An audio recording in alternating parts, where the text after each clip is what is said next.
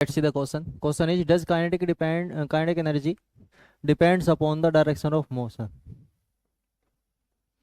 Kinetic energy, ठीक है. Does kinetic energy depend upon the direction of motion, तो ये हमें बताना है. तो जो वेलोसिटी होती है वो डिपेंड, वेलोसिटी एक वेक्टर क्वांटिटी है. वेक्टर क्वांटिटी है तो एक उसका मैग्नीट्यूड होता है और एक उसकी डायरेक्शन होती है. ठीक है, कैप है यहाँ पर डायरेक्शन और वी है यहाँ पर मैग्नीट्यूड, तो दो चीज़ें होती हैं. अगर हम दो वेक्टर का प्रोडक्ट करें ए और ए, ठीक है, वैसे जनरली जो फॉर्मूला होता है इसका वो होता है ए डॉट बी, तो ये होता है ए बी कोस थीटा.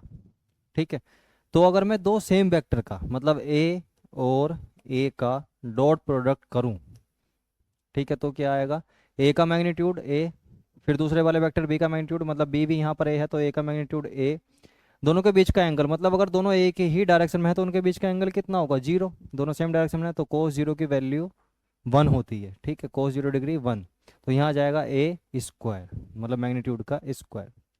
उसी तरह अगर बी डॉट बी करूँगा, ठीक है, तो वो क्या बन जाएगा, बी स्क्वायर बन जाएगा, मतलब कोई भी डायरेक्शन उसमें नहीं होगी, क्योंकि जो डॉट प्रोडक्ट का रिजल्ट मिलता है वो क्या मिलता है, स्केलर मिलता है, वेक्टर नहीं मिलता. तो ये क्या है, एक स्केलर क्वांटिटी, मतलब इसमें डायरेक्शन नहीं है.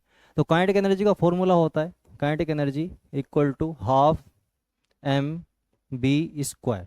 तो बी स्क्वायर जो है यहाँ पर वो एक्चुअल में है बी डॉट बी, पर इसका रिजल्ट क्या मिलता है हमें, स्केलर बी स्क्वायर, और मास पहले से ही स्केलर है, तो ये क्या है, ये एक स्केलर क्वांटिटी है.